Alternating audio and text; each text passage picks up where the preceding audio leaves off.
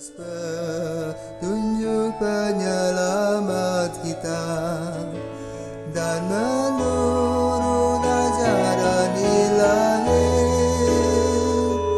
maka beranilah kita bernyanyi. Bapa kami yang ada di surga, dimuliakanlah namamu. Saudara-saudara terkasih, selamat pagi. Salam jumpa lagi dalam Sabda Siap Saji, Jumat 30 Juli 2021, hari biasa pekan ke-17. Hari ini saya bersama dengan Frater Virgin. Marilah sekarang kita berdoa dalam nama Bapa dan Putra dan Roh Kudus. Amin. Bapa yang penuh kasih, kami mengucap syukur kepadamu karena Engkau telah memberi kami sebuah keluarga di mana ayah dan ibu kami telah melahirkan kami, memberikan kepada kami kehidupan, memberikan iman, dan kini kami telah tumbuh menjadi dewasa karena mereka. Kini kami akan melanjutkan panggilan kami masing-masing. Kami berasal dari keluarga, maka kami mohon berkat-Mu ya Bapa untuk keluarga kami masing-masing yang telah memberikan kesempatan dan izin kepada kami untuk mengikuti Yesus sebagai calon imam, menjadi biarawati, biarawan, para seminaris. Semoga berkat-Mu senantiasa menyertai perjalanan kami demi Kristus Putra-Mu dan pengantara kami, kini dan sepanjang masa. Amin. Tuhan bersamamu Dan bersama roh-Mu, Inilah Injil Yesus Kristus menurut Matius. dimuliakanlah Tuhan. Pada suatu hari, Yesus kembali ke tempat asalnya. Di sana ia mengajar orang di rumah ibadat mereka. Orang-orang takjub dan berkata, "Dari mana diperolehnya hikmat itu? Bukankah dia anak tukang kayu? Bukankah ibunya bernama Maria dan saudara-saudaranya Yakobus, Yusuf, Simon dan Yudas? Dari mana diperolehnya semuanya itu?" Lalu mereka kecewa dan menolak dia. Maka Yesus berkata kepada mereka, "Seorang nabi dihormati di mana-mana, kecuali di tempat asalnya sendiri dan di rumahnya. Karena ketidakkepercayaan mereka itu, maka Yesus tidak mengerjakan banyak mukjizat di situ." Demikianlah Injil Tuhan. Terpujilah Kristus. Saudara-saudaraku terkasih, Frater Virgin ini merupakan frater yang akan praktek tahun orientasi pastoral di Seminari Tuke 2021 sampai 2023. Mungkin kita sekarang tanya ya kepada beliau ini, pada frater ini. Frater berasal dari keluarganya di mana? Saya keluarganya di Flores Bejawa, khususnya di Kecamatan Riung. Di Riung, di utara itu ya? Ya, di Riung. Yang ada Pulau Kelelawar itu? Ya, betul. Iya. Nah, rencananya, cita-citanya apa sejak kecil?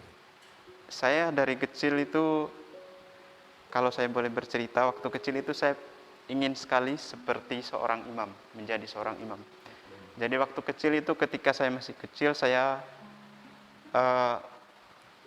berbuat seperti seorang imam, kayak menyiapkan meja, terus kayak susun buku, kemudian ada adik saya, kemudian saya ya kayak merayakan misa bersama umat gitu, tapi yang umat itu adalah adik saya. Kemudian hostinya itu saya ingat waktu itu masih saya buat itu pakai buah pisang. Buah pisang diiris, jadi bentuknya bulat seperti hosti.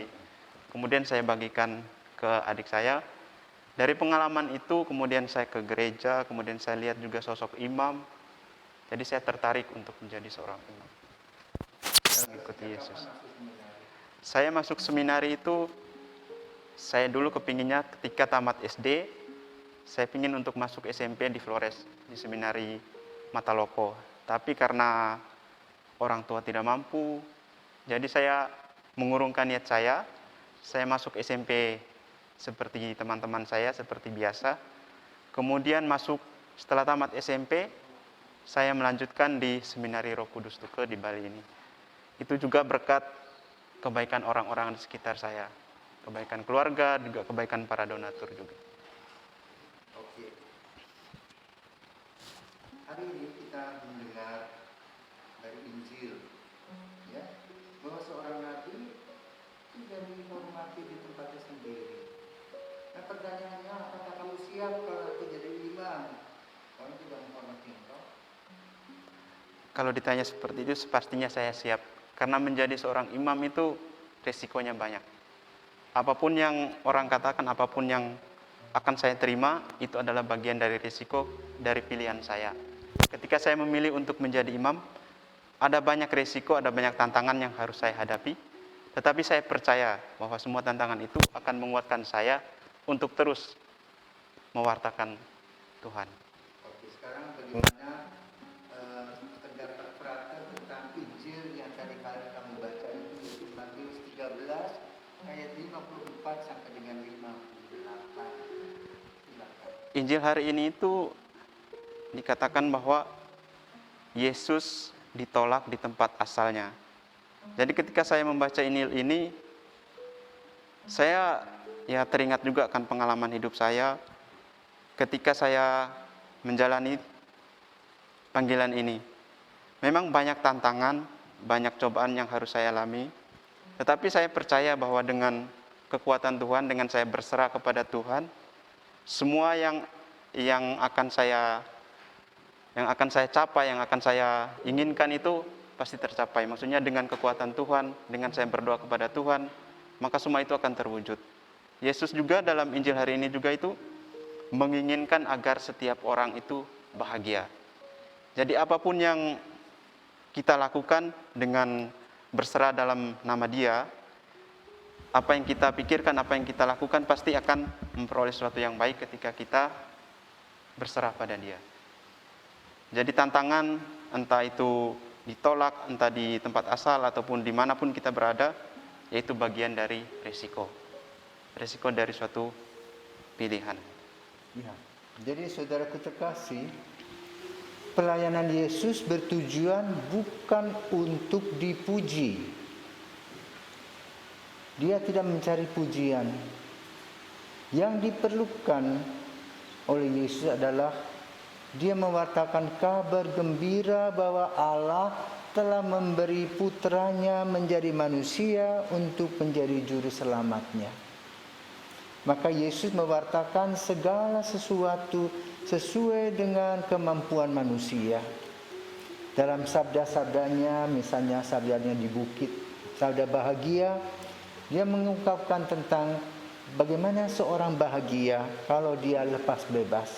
Berbahagialah orang yang miskin karena dialah mempunyai kerajaan surga.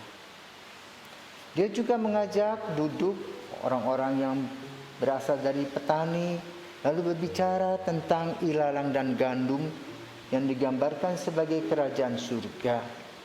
Bahwa di dalam kehidupan kita sebagai manusia selalu ada hal-hal yang menghambat dan merupakan tantangan ke depan.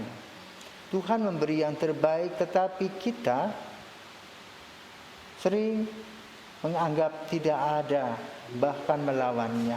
Kita berbuat dosa. Maka dikatakan bahwa orang yang baik dan yang buruk, yang berbuat salah, harus hidup bersama-sama. Dan pada akhirnya nanti akan diadili. Demikian pula Yesus berbicara tentang pukat. Di mana pukat itu adalah alat untuk menangkap ikan. Sebagai gambaran akhir zaman. Ikan-ikan yang sudah cocok, disesuaikan dengan apa yang diperlukan, dia dimasukkan ke dalam pasu. Sementara yang lain dibuang.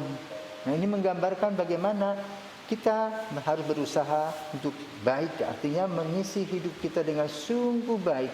Sehingga kita memenuhi kriteria untuk hidup dalam kebahagiaan. Kemudian Yesus juga bisa menegur, terutama orang-orang yang bersifat palsu, munafik. Maka Yesus mengharapkan agar kita hidup jujur, disiplin dan penuh dengan tanggung jawab. Apa yang Yesus sampaikan kepada semua orang tanpa pandang bulu, bukan untuk mendapatkan pujian, tetapi untuk mengadakan perubahan total setiap orang, untuk mengerti bahwa Tuhan adalah kasih setia. Tuhan begitu baik kepada kita. Maka Tuhan juga memberikan kesempatan kepada kita seperti pada Frater Virgin, ya, untuk tadi kita dengar, untuk melangkah mengisi hidupnya dan juga bisa nanti melaksanakan cita-cita yang dulu pernah dibuat sebagai seorang anak. Bagaimana seorang anak punya kreativitas, ya, potong pisang bundar itu seperti hosti-hosti kecil, ya, bersama dengan adik-adiknya bermain pastur-pasturan, misa-misaan. Semoga nanti pada waktunya Tuhan memberikan berkat kepadanya, betul-betul boleh merayakan atau memimpin Ekaristi.